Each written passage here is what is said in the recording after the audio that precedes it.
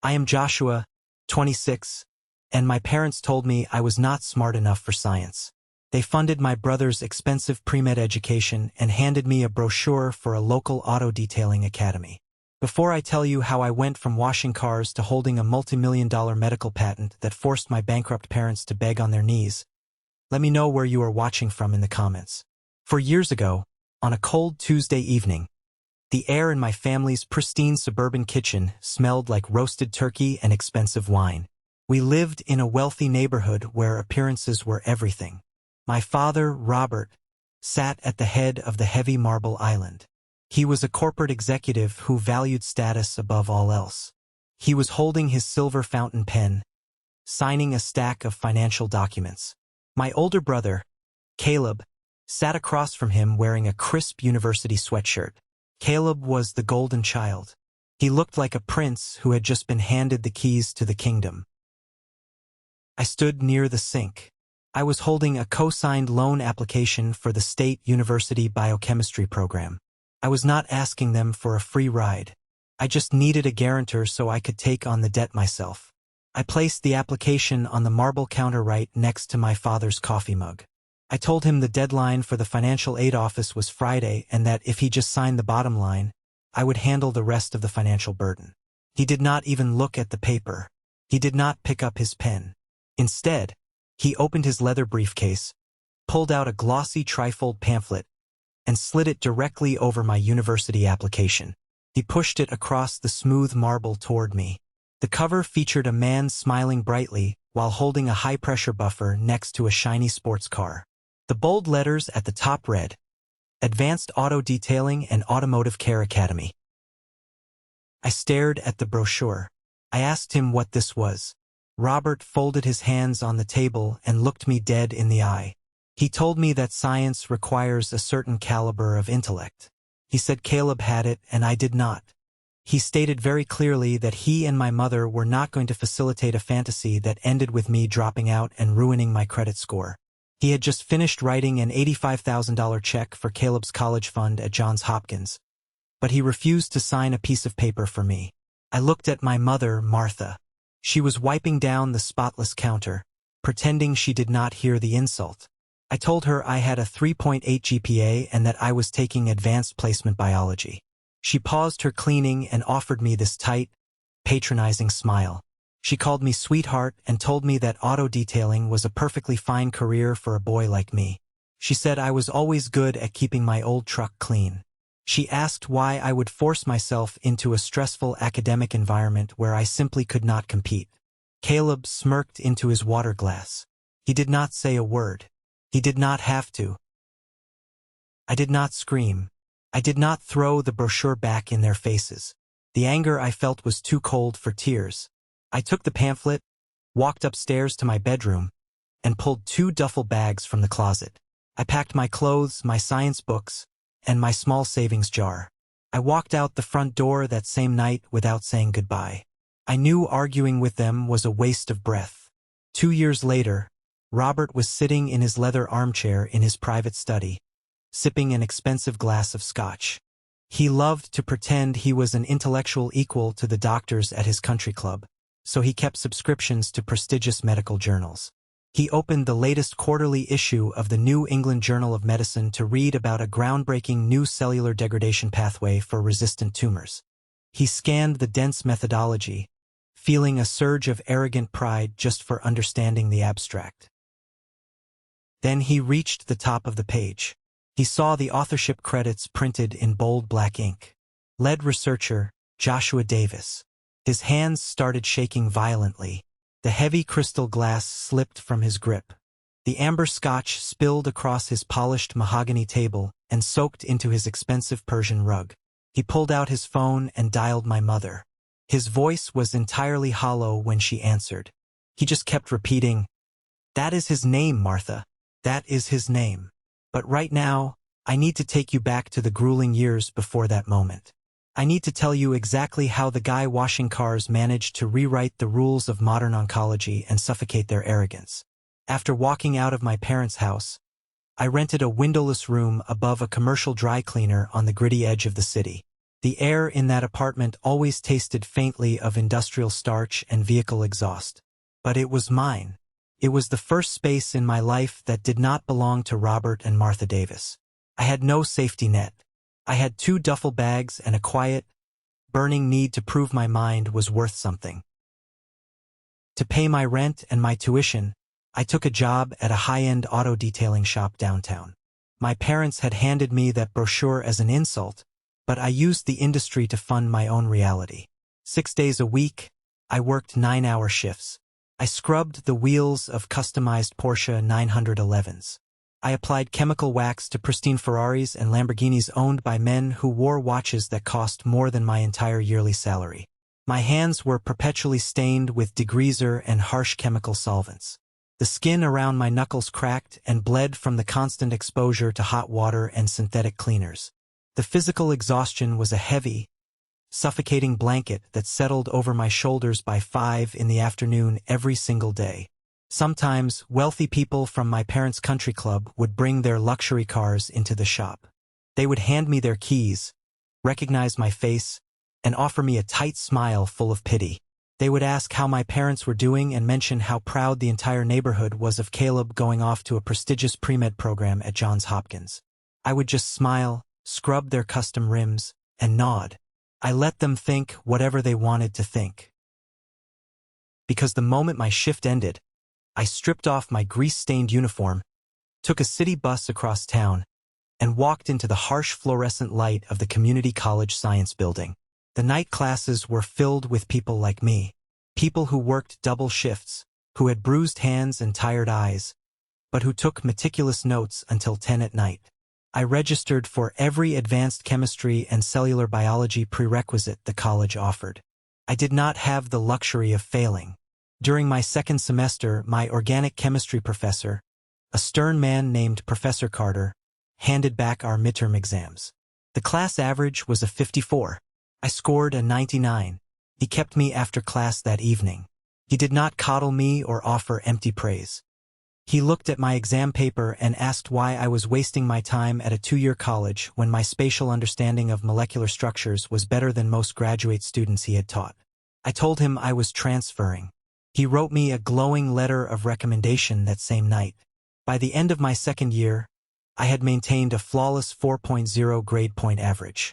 I applied directly for the accelerated biochemistry program at the State University and submitted a secondary application for a highly competitive undergraduate research spot in the oncology department. I got the merit scholarship. I got the lab position. The financial burden was finally lifted. Thanksgiving was approaching, and my mother sent a formal invitation to dinner. I knew it was not a genuine olive branch. It was a summons. They wanted an audience for Caleb. I decided to go. I wanted to see the dynamic with clear eyes now that I possessed my own secret currency. The house smelled of expensive sage stuffing when I walked in. Robert sat at the head of the table swirling dark red wine. Caleb sat to his right, looking arrogant and well-rested. His hands were perfectly manicured and soft. My knuckles were dry, and a faint shadow of engine grease still clung to my left thumbnail. For the first hour, I was practically invisible. The entire conversation was an orchestrated performance centered on Caleb. He complained theatrically about the grueling demands of his Ivy League organic chemistry labs. He casually dropped medical jargon into his stories to sound authoritative. He mispronounced a term related to cellular apoptosis. I noticed it immediately. Any freshman biology student would have noticed it, but my father just nodded along with deep reverence. Caleb leaned back and sighed, claiming the professors at Hopkins expected a caliber of intellect that most people just could not sustain. My mother patted his arm, her eyes shining with pride, telling him he was carrying the family legacy.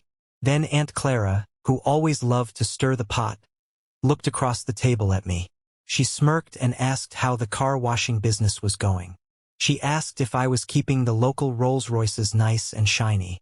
Robert laughed.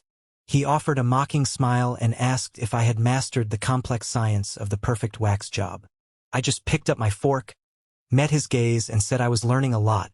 The following October, I drove back to that house on a Tuesday afternoon to retrieve my heavy winter coats from my old closet. I knew my parents would be out. I used my old brass key and walked into the pristine kitchen. On the marble island, there was a disorganized stack of mail. One thick envelope from the Johns Hopkins University academic registrar caught my eye. It was torn open. I pulled the heavy parchment from its sleeve. It was an academic dismissal. Caleb had not just failed a single class. He had been placed on academic probation a year ago. He had failed 3 consecutive semesters of foundational pre-med coursework. The university was formally terminating his enrollment. Last November, when he was bragging at the Thanksgiving table about the Ivy League pressure, he was actively drowning. He built a fortress of lies, and my parents applauded his performance. Just then, the garage door opened. Robert and Martha walked in. They saw me holding the letter. I thought the truth would level the playing field. I thought Robert would look at the wreckage of his massive investment and realize his hierarchy was a fraud. I was wrong. Robert snatched the paper from my hands. He built a brick wall of denial right in front of my face. He used his corporate tone and stated that the traditional academic structure was far too rigid for a visionary mind like Caleb's. He claimed Caleb was taking a sabbatical to launch an innovative biotech startup. He was willing to fund a blatant lie rather than acknowledge a single uncomfortable truth. Martha hissed at me. She accused me of sneaking into their home just to tear down the one person in our family destined for greatness. I realized right then that we did not share a reality. I told them they could keep the winter coats. I walked out to my car, requested a permanent change to my phone number, and severed the digital cord. I erased their ability to reach me ever again. I drove back toward the gritty industrial skyline of the city. I was heading to the laboratory. Science does not lie. Science does not play favorites. It only rewards the truth. And I was about to dive so deep into the truth that the entire medical world would have no choice but to learn my name. The transition from the community college to the State University Oncology Research Center was a trial by fire. I spent my days analyzing resistant cellular structures and my nights reviewing clinical data until the text blurred on the screen. My life was stripped down to the bare essentials. I had no social life, no days off, and barely enough money to cover my groceries.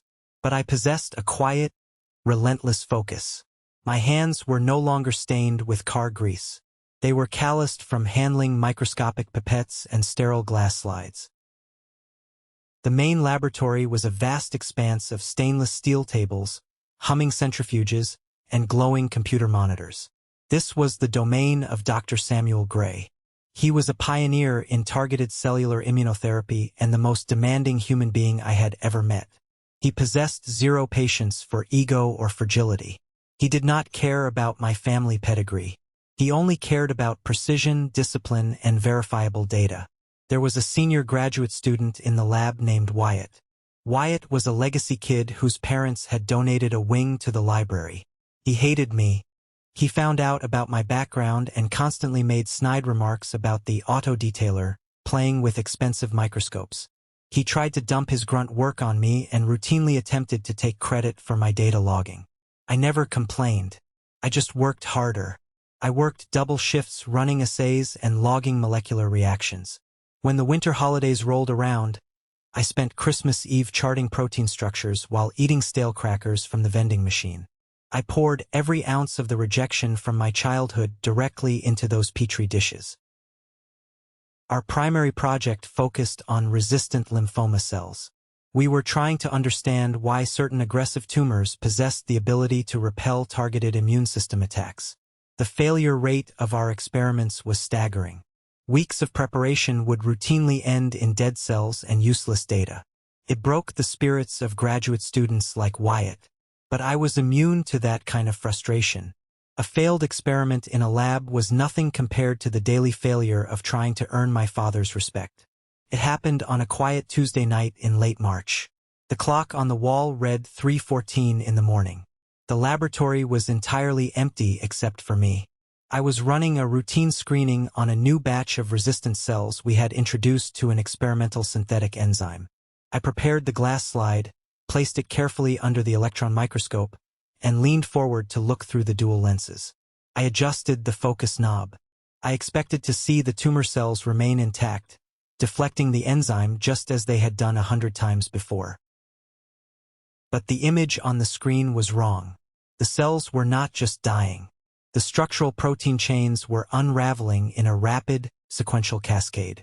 It looked like a microscopic zipper being pulled apart. The synthetic enzyme was triggering a specific receptor that caused the tumor to dismantle its own defenses from the inside out. It was a domino effect nobody in our department had ever theorized. My heart slammed against my ribs. I pulled back from the microscope. The ghost of my father entered my mind. His booming voice whispered that I was making a rookie mistake, that I was just a car washer looking at a contaminated sample. I refused to let his voice win. I forced my breathing to slow down. I stood up, walked to the sterile containment hood, and prepared a second sample from scratch. I measured the chemical reagents with agonizing precision. I placed the new slide under the lens. The exact same unraveling sequence occurred. I ran the assay a third time using an entirely different control batch. The data was undeniable. I reached into my pocket and called Elijah, a brilliant data analyst and the only loyal friend I had in the department. I woke him up and told him to get to the lab immediately to verify the numbers. I knew if I left the data unattended, Wyatt would find a way to claim he structured the trial. Elijah arrived 20 minutes later, looked at the sequence, and just stared at me in pure shock. Then I dialed Dr. Gray's personal number. Calling a department head before dawn was a fast way to get terminated if the emergency was not genuine. He answered, his voice thick with sleep and irritation. I kept my voice steady. I told him the protein chains were degrading from the inside. The irritation vanished. He ordered me not to touch the sample and arrived 30 minutes later. Dr. Gray walked straight past my desk and sat down at the electron microscope. He looked through the lenses for 10 full minutes in profound silence. He switched the digital display to the secondary monitor to review the numerical decay rates. The tension in his shoulders dropped. He took off his reading glasses, turned around, and looked at me with a quiet, profound respect. He asked if I understood what I had just found. This is the kind of discovery that triggers the dark side of academic medicine. In many prestigious institutions, a senior scientist or an entitled graduate student like Wyatt would steal the achievement and bury the undergraduate's name in the tiny acknowledgement section. My father would have done exactly that. But Dr. Gray stood up, walked over to the dry erase board, and erased a section of our scheduling notes. In large, bold letters, he wrote the title of our new subproject. Underneath the title, he wrote lead researcher, followed by my name. He stated firmly that I found the pathway, I verified the sequence, and it was my data. We were going to map every single variable, and then we were going to publish it.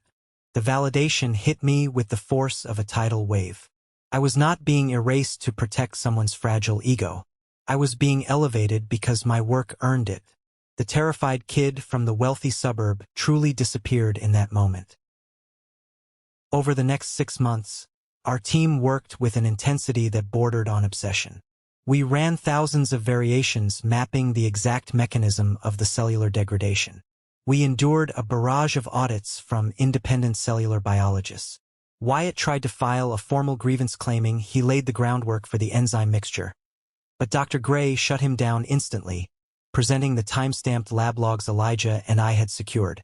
We submitted our final manuscript to the New England Journal of Medicine, and it was accepted without requested revisions. Meanwhile, back in his manicured neighborhood, Robert Davis was desperately trying to maintain his illusion of superiority. But the foundation of his kingdom was hemorrhaging cash. Caleb's fabricated biotech startup was nothing more than a black hole of debt. Caleb possessed no business acumen and zero scientific expertise. He had rented premium office space, hired a boutique marketing firm, and spent his days attending expensive networking lunches while producing absolutely zero tangible products. To fund this charade, Robert and Martha had quietly liquidated a massive portion of their retirement portfolio. They had taken out a secondary mortgage on their pristine house. They even consulted a lawyer to figure out how to shield their remaining assets from business creditors. They were drowning in the consequences of betting their entire legacy on the wrong child. But Robert refused to show a single crack in the facade. He doubled down on his pretentious habits at the country club, discussing medical advancements with surgeons just to feed his ego. It was an early autumn afternoon when the quarterly issue of the New England Journal of Medicine arrived in his mailbox. Robert walked into his private study, a room lined with leather-bound volumes he never read. He poured himself that glass of single malt scotch, sat in his leather armchair, and opened the journal. He intended to find a dense article on cellular biology to vaguely reference during his golf game. He found the headline feature, a novel pathway in targeted T-cell immunotherapy. He read the abstract, mouthing the complex terminology, genuinely impressed by the scope of the data. Then his eyes dropped to the authorship credits. Joshua Davis, lead investigator. The physical reaction was visceral. His mind desperately tried to reject the visual information. He tried to tell himself it was a common name. He tried to tell himself the son he had chased out of his house for being a mediocre liability could not possibly be the architect of a medical revolution. But when he opened his laptop and searched the State University faculty directory, my high-resolution photograph loaded on his screen. I was wearing a crisp white lab coat, looking directly into the camera with a calm, confident smile. The illusion he had spent his entire life building collapsed in a matter of seconds. The glass shattered, and people like my father do not simply walk away from broken glass. They try to sweep it up and claim they built the window. 7 days later, the State University Research Institute hosted its annual clinical symposium. This was a sprawling architectural marvel of tempered glass and acoustic wood paneling designed specifically to host industry titans. The tiered seating was filled with senior pharmaceutical executives, venture capitalists, and the most distinguished oncologists on the Eastern Seaboard. Millions of dollars in research grants and medical patents were routinely negotiated in this room. I stood backstage in the quiet isolation of the green room, waiting for the opening remarks to conclude. I was wearing a tailored charcoal suit and a crisp white shirt. I looked down at my hands resting on my leather presentation portfolio. The chemical burns from the auto detailing shop were long gone. I felt a profound sense of calm. For years ago, I stepped into a bitter winter evening without a dollar to my name. Today, I was the keynote speaker at a global medical conference. Dr. Gray stood next to me. He adjusted the lapel of my suit and told me to go out onto that stage and show the medical establishment exactly what happens when they underestimate the quiet ones. The auditorium speakers crackled to life. Dr. Gray stepped up to the podium and announced that the revolutionary breakthrough did not come from a senior executive. It came from a relentless undergraduate investigator who refused to accept the standard parameters of failure. He called my name. I walked out from behind the heavy velvet curtain. The stage lights were blinding for a fraction of a second. I stepped up to the clear acrylic podium, adjusted the microphone, and set my digital remote on the slanted surface. The blinding haze faded, and the hundreds of faces in the tiered seating came into sharp focus.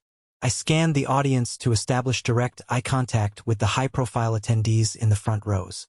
My gaze swept across the left aisle, moving past a row of corporate investors. Then my eyes locked onto the center VIP section. Sitting in the second row directly in my line of sight were Robert, Martha, and Caleb. They were not supposed to be there. The symposium required exclusive pre-approved industry credentials. But Robert had bullied his way into the room, likely utilizing his corporate title and manufacturing an emotional story about being the proud father of the keynote speaker. He was sitting on the edge of his velvet seat, holding his smartphone up high, recording my every word. He looked around at the distinguished doctors near him, nodding along to my chemical explanations as if he had personally taught them to me. He wanted the elite crowd to associate my brilliance with his genetics. Martha sat next to him wearing her designer pearls, clapping her hands in exaggerated awe every time I clicked to a new slide. It was a flawless theatrical performance of maternal devotion. And then there was Caleb. The older brother looked like he was attending a funeral. The tailored designer suit he wore hung loosely on his shrinking frame. His skin was pale, his posture rigid and defensive. He stared at the floorboards, looking physically ill. The ultimate golden child was forced to watch the brother he mercilessly mocked deliver a masterclass to the global medical elite. The psychological conditioning of my childhood tried to pull me backward for one dangerous second. But I gripped the edges of the clear acrylic podium. I grounded myself. I was not standing in their pristine suburban kitchen anymore. I was standing in my arena. I looked directly into my father's camera lens, clicked to the next slide, and launched into the most complex statistical analysis of the entire study. I elevated my vocabulary. I spoke with a rapid, clinical precision that left zero room for doubt or misinterpretation. My voice echoed through the vast acoustic room, carrying clear and steady over the state-of-the-art sound system. I detailed the specific synthetic enzyme reactions and the receptor dismantling process. I watched senior surgeons nod in agreement. I saw pharmaceutical representatives taking frantic notes on their digital tablets. I built an impenetrable fortress of undeniable expertise right in front of my family's eyes. I proved that I did not just stumble into a lucky discovery. I proved that I owned the science. I finished the presentation with a concise summary of our upcoming human trials and the projected survival rates. I thanked the Research Institute and stepped back from the microphone. The response from the crowd was a physical force. The entire auditorium erupted. Hundreds of industry leaders, oncologists, and executives rose to their feet in unison. The standing ovation was deafening, echoing off the wood-paneled walls. I remained behind the clear podium for a few fleeting seconds, letting the noise wash over me. I gathered my presentation notes, sliding them neatly into my leather portfolio. My breathing was steady. The terrified kid who used to shrink under the weight of his father's disapproval no longer existed. I walked down the short flight of carpeted stairs leading from the stage to the main floor. The standing ovation began to dissolve into a frantic, chaotic scramble. Pharmaceutical representatives in tailored suits moved swiftly down the aisles, holding out glossy business cards. They wanted exclusive licensing rights. Dr. Gray stood at the bottom of the steps, acting as a formidable barrier between me and the encroaching corporate investors. Then the crowd shifted. The polite, professional murmur of the medical elite was abruptly pierced by a booming, theatrical voice. "Make way, please. Excuse me. That is my son up there." I turned my head. Pushing through a cluster of distinguished researchers was Robert Davis. He was not using subtle, refined navigation. He was shoving his way forward, utilizing his broad shoulders and his expensive corporate suit to bully the intellectuals out of his path. He wanted the surrounding billionaires to witness his arrival. Martha followed closely in his wake. Her face stretched into a wide, desperate smile that did not reach her eyes. "Our son, the genius," Robert announced, projecting his voice so loudly it bounced off the ceiling. He breached the inner circle of investors surrounding Dr. Gray and me. He opened his arms wide, a grandiose gesture designed to force a public embrace. It was the exact posture he used when posing for photographs at his country club charity events. He calculated that the pressure of the prestigious crowd would force me to play the part of the grateful, adoring child. He assumed wrong. I did not flinch. I did not take a single step backward. As he lunged forward to wrap his arms around my shoulders, I simply raised my right hand.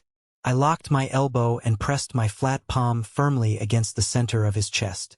The physical block was rigid, unyielding, and undeniably hostile. The impact stopped him dead in his tracks. His expensive leather shoes squeaked against the polished hardwood floor. The booming performative laugh died in his throat.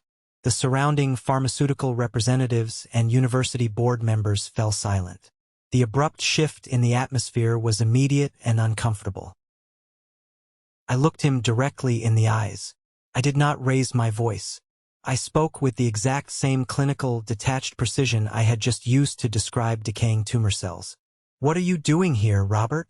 I asked. The sound of his first name leaving my lips struck him like a physical blow.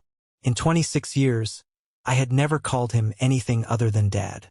Stripping him of that title in front of an audience of elite professionals was a calculated, undeniable demotion. His jaw slackened, the polished corporate facade cracked, revealing a sudden flash of genuine panic.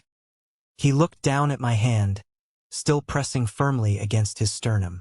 He desperately tried to salvage the optics. "Joshua, sweetheart," he stammered, lowering his voice to a forced whisper.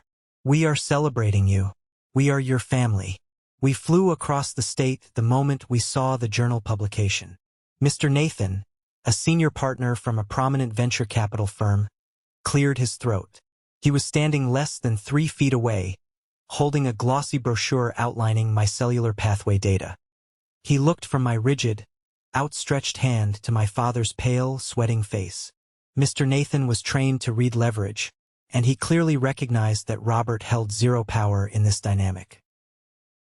"Is there a problem here, Dr. Davis?" Mr. Nathan asked, addressing me with a title of profound respect. Robert flinched at the word doctor.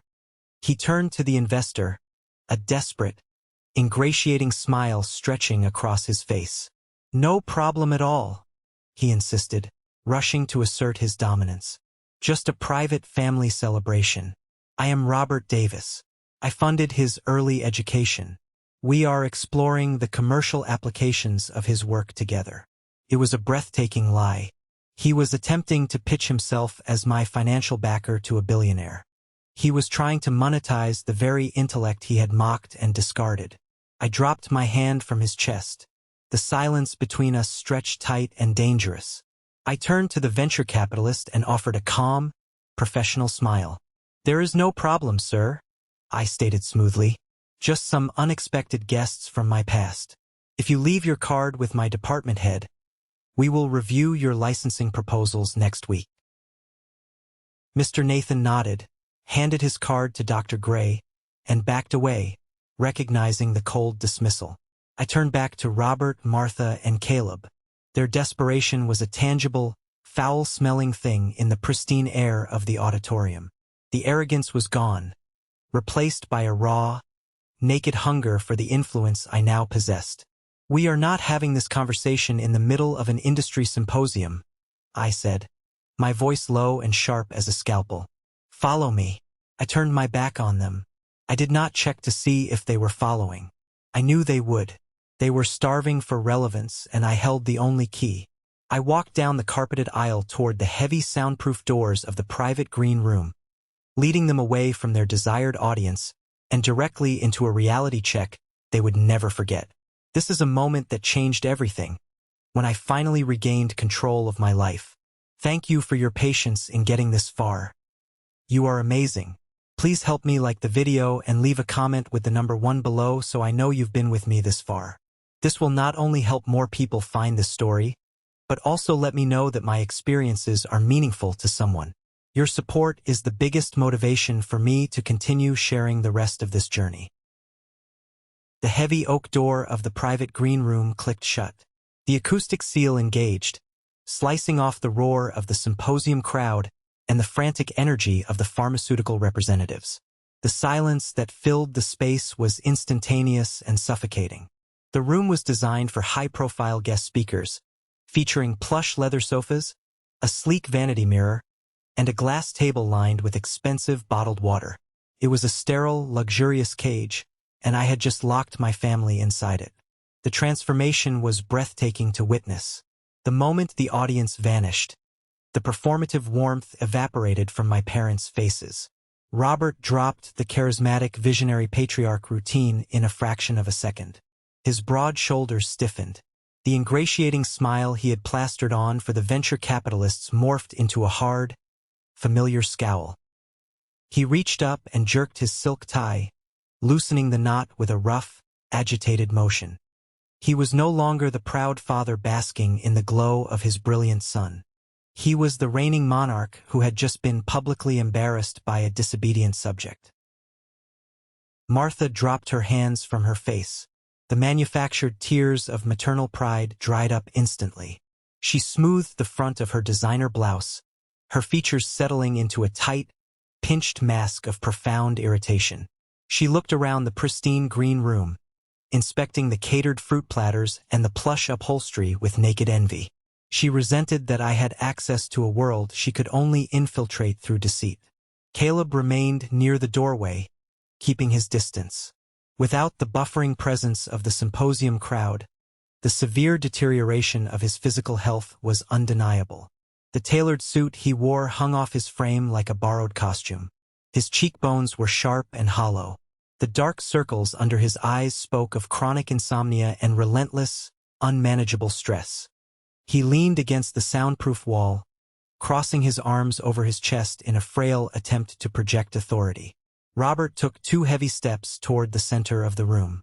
He planted his expensive leather shoes on the thick carpet, puffing out his chest. "Is that how you greet your family?" he snapped. His voice was a sharp, cracking whip. It was the exact tone he used to discipline me when I was a child. It was the frequency designed to trigger a deeply ingrained psychological reflex to make me lower my eyes, apologize, and submit to his narrative.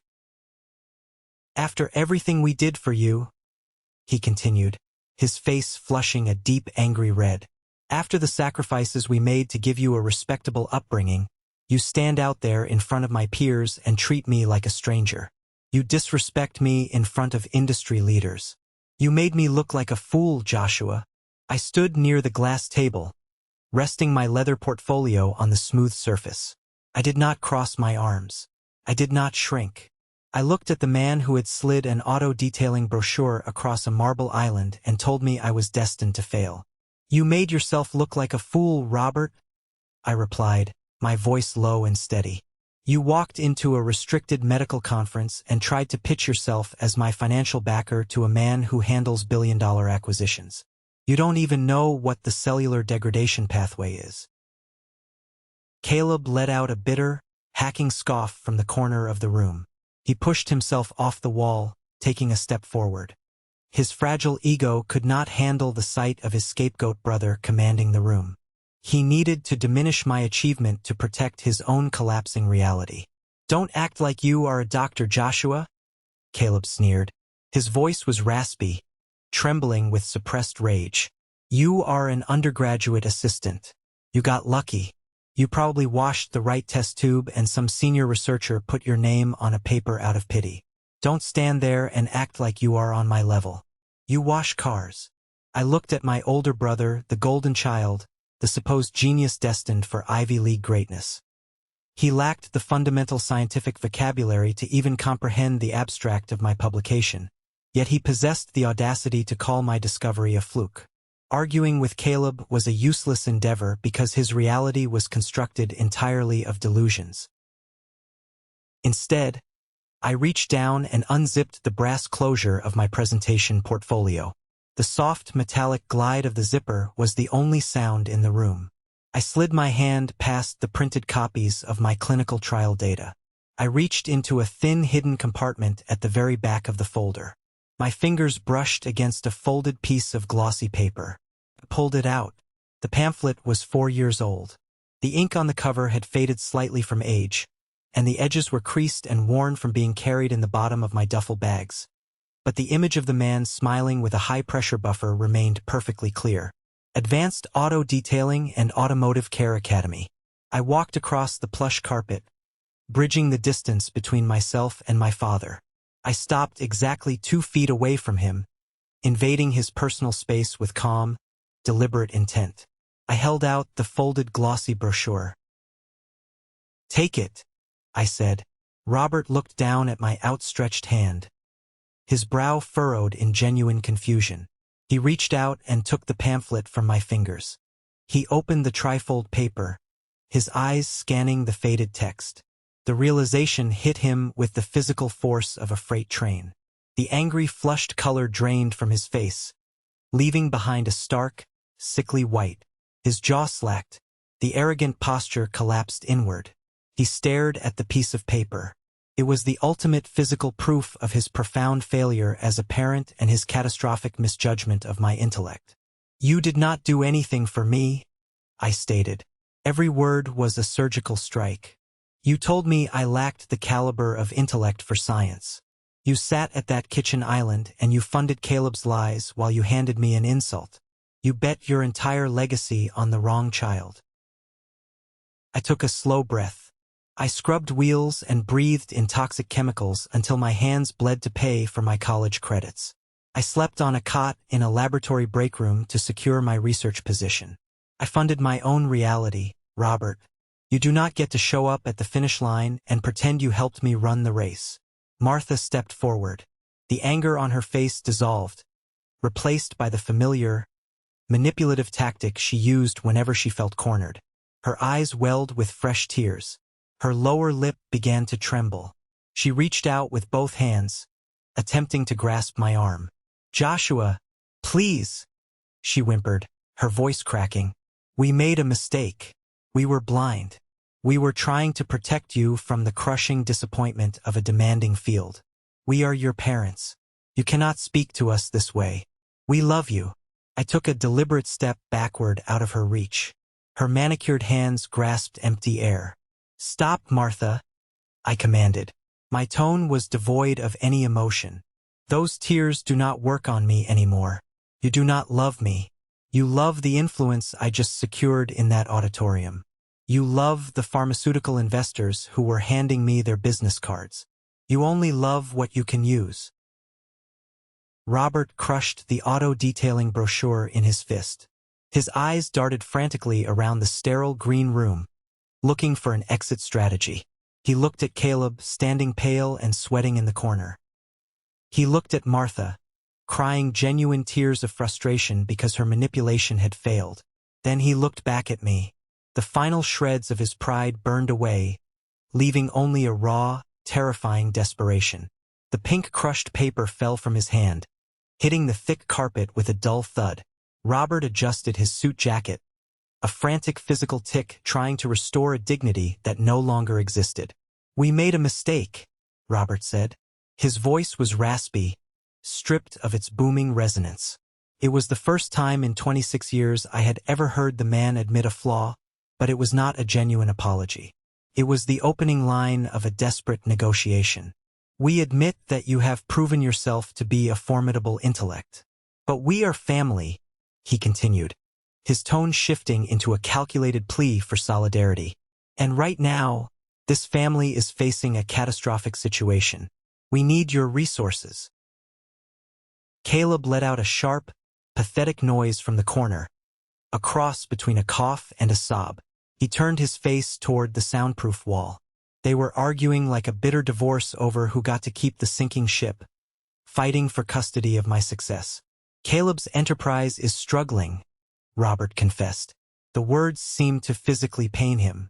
"The startup required staggering capital injections. We liquidated our primary retirement portfolios. We took out a secondary mortgage on the house. We are drowning, Joshua. You have the ear of every major pharmaceutical executive in that auditorium. If you endorse Caleb's company, if you introduce him to your investor network, we can secure emergency seed funding. You can save this family." I looked at the three of them. I felt a profound clinical detachment. I reached down and picked up my leather portfolio. I smoothed my hand over the dark grain of the cover. "I don't need to introduce him to my investor network," I said quietly. A sudden, desperate spark of hope ignited in my father's eyes when I said I didn't need to introduce Caleb to my investors. He mistook my calm tone for compliance. He thought the ingrained familial obligation had finally kicked in. He actually smiled. It was a greedy, relieved smile that completely transformed his harsh features. Martha took a rapid step forward, her hands clasped tightly together against her chest in breathless gratitude.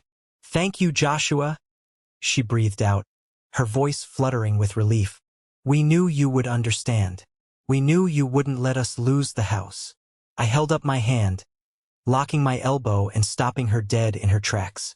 "I don't need to introduce him to investors," I clarified, my voice ringing with a cold, undeniable finality. "Because I don't need investors anymore. My patent was acquired yesterday morning." The silence that followed was so profound and heavy, I could hear the faint, mechanical hum of the air conditioning unit running through the ceiling vents.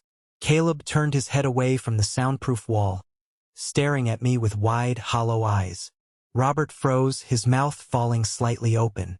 A multinational pharmaceutical conglomerate purchased the exclusive licensing rights to my targeted immunotherapy pathway.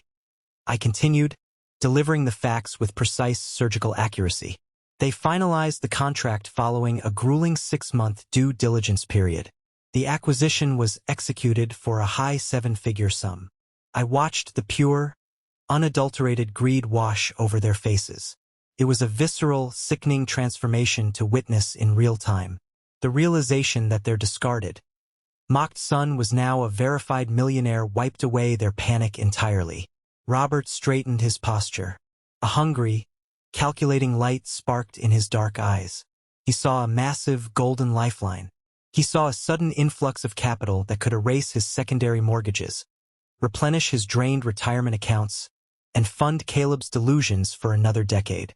He was probably already imagining Caleb's fake promotion to CEO of a newly funded branch of his imaginary biotech firm.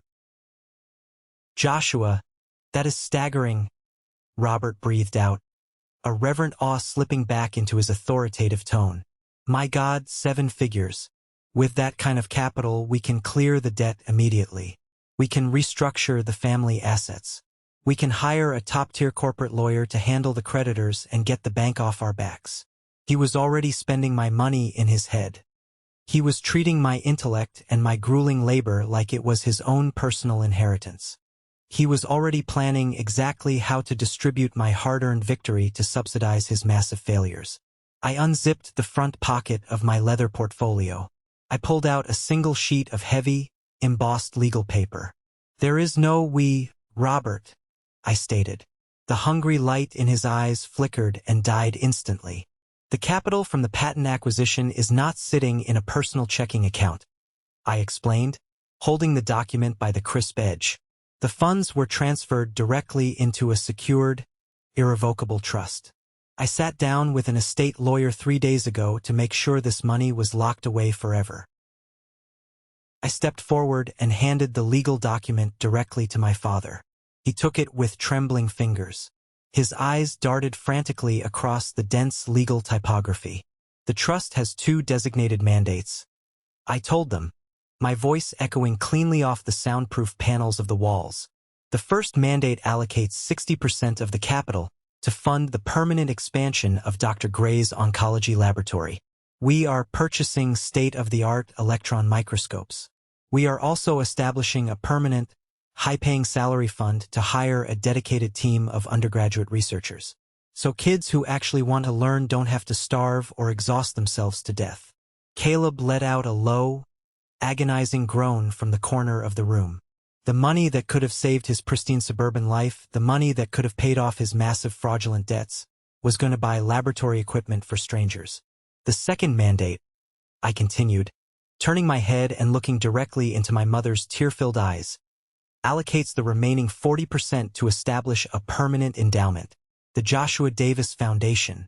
It provides full-ride academic scholarships and housing stipends for underprivileged students entering the State University Biochemistry program." Robert stared at the paper. His hands shook so badly the embossed golden seal rattled against the stiff parchment. I locked eyes with my father. I delivered the final, unshakable truth. "I am using my wealth to fund the exact type of kids you tried to send to an auto-detailing academy," I said. "Not a single cent of that 7-figure acquisition will ever touch your bank accounts. You will not see a dime to pay off your secondary mortgage. You will not see a penny to fund Caleb's fake networking lunches." Martha let out a sharp, devastated wail. She covered her face with her hands, her shoulders shaking with genuine, agonizing grief. She wasn't mourning a broken relationship with her youngest son. She was mourning the permanent loss of her pristine lifestyle, the country club memberships, the manicured lawns, and the illusion of superiority she had worn like a crown her entire life. Robert dropped the legal document. It fluttered to the floor, landing right next to the crumpled auto-detailing brochure. The visual poetry of those 2 pieces of paper resting side by side on the thick carpet was undeniable. One represented the artificial limits they tried to place on my life. The other represented the boundless reality I had built despite them. You bet your entire legacy on the wrong child, I told them. That is your return on investment, not mine. I watched the architect of my childhood insecurities shatter into pieces. There was no argument left for him to make. There was no authority left for him to leverage. He was a broke, desperate man standing in the shadow of the son he had thrown away. Martha stumbled forward. Her expensive designer heels sank deep into the plush carpet. She stepped right over the crushed detailing brochure and the embossed legal trust document as if they were nothing but worthless trash. Her manicured hands reached out, trembling with a frantic, terrified energy. Her fingers clamped down hard on the sleeve of my tailored charcoal suit jacket. "Joshua, you cannot do this to us," she pleaded, her voice rising to a shrill, desperate pitch. "You cannot just walk away and leave us with this crushing debt. We raised you in a beautiful neighborhood. We put a solid roof over your head. We are your parents. You owe us your unwavering loyalty." I looked down at her pale, shaking hands gripping my dark fabric. I felt a fleeting echo of the old familiar fear. It was the deeply conditioned response of a child taught to obey his mother at all costs, to swallow his own discomfort, to maintain the family peace. But that fragile fear dissolved before it could even fully register in my mind. I reached over with my right hand and grasped her wrists. I did not shove her away. I merely applied a firm, unyielding pressure, peeling her desperate fingers off my jacket one by one. I let her hands drop back to her sides, severing the physical connection. "Biology makes us relatives, Martha," I stated, my voice echoing with a calm, definitive clarity. "Loyalty makes us family." I took a step back, putting a solid barrier of space between us. "You chose your loyalties 4 long years ago at a marble kitchen island. You chose to protect a fabricated illusion. You chose to fund a blatant lie instead of nurturing a verifiable truth. You do not get to demand loyalty from a son you ruthlessly discarded just because my success is now convenient for your survival." Robert stood paralyzed behind her. His broad chest heaved as he struggled to draw oxygen into his lungs. The formidable corporate titan, the neighborhood patriarch, the man who routinely commanded country club dining rooms, was reduced to a hollow, crumbling shell. He opened his mouth to issue a stern command, but no sound emerged from his throat. He possessed zero leverage over me. He possessed zero financial capital to exploit.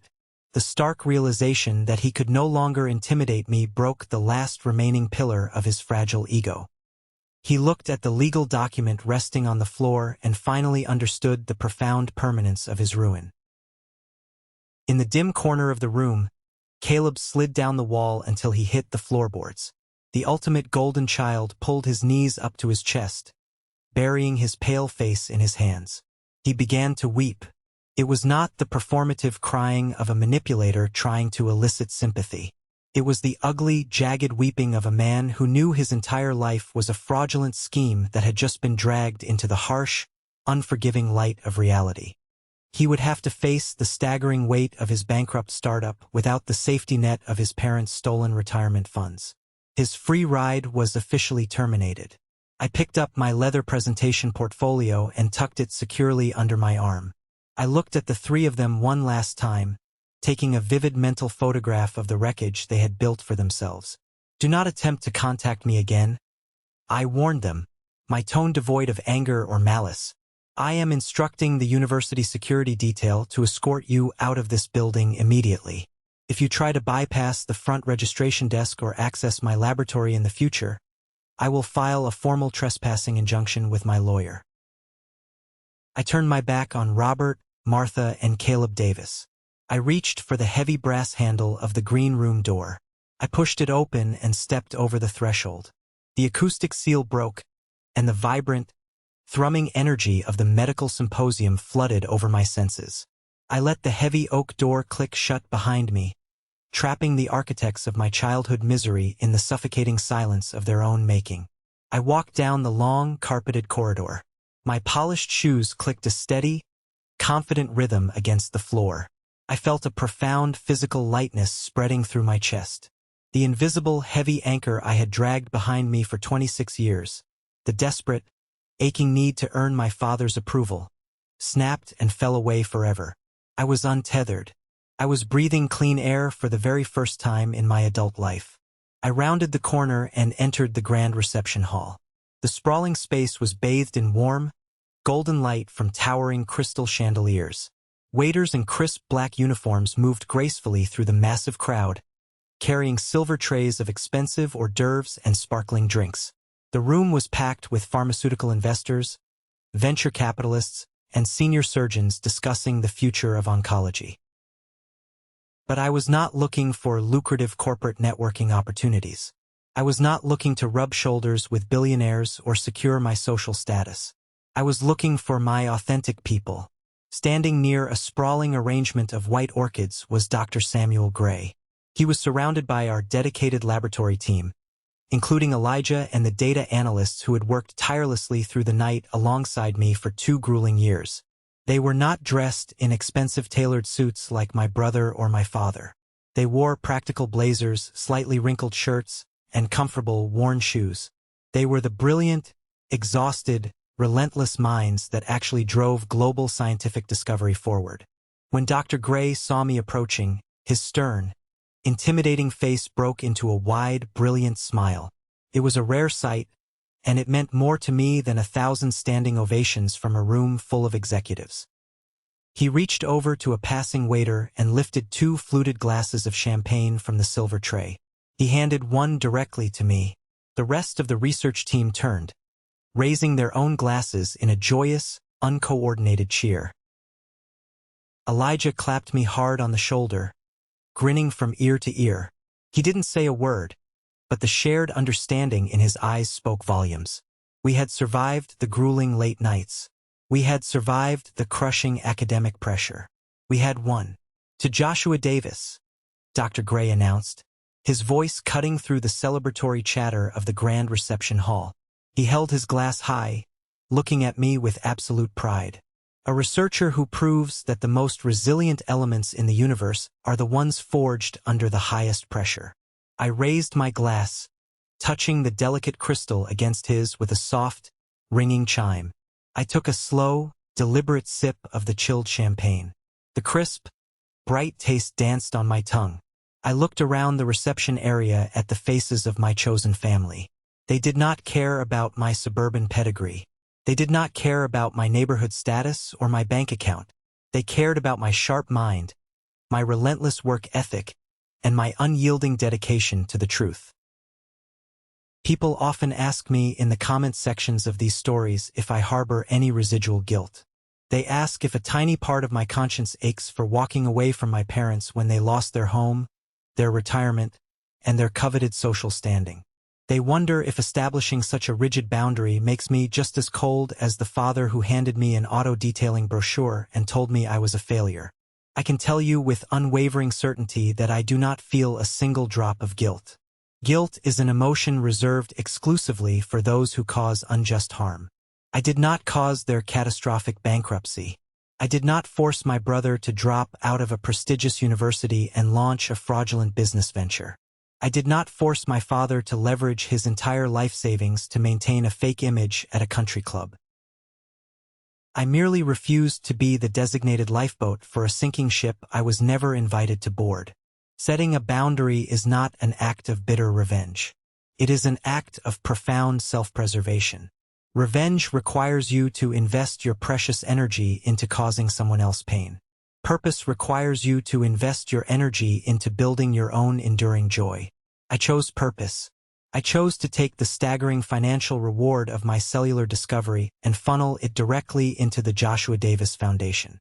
Every single year, our trust writes substantial tuition checks for brilliant, disadvantaged young men and women. We buy their expensive textbooks. We fund their mandatory laboratory fees. We provide safe housing stipends. We ensure that no aspiring scientist ever has to scrub custom rims or breathe in toxic degreaser for 9 hours a day just to afford a basic community college chemistry class. We ensure that when a toxic voice tells them they are not smart enough for science, They have a heavily funded institution standing right behind them saying, "Yes, you are." That is my true legacy. It is not a legacy of bitter vindication against my family.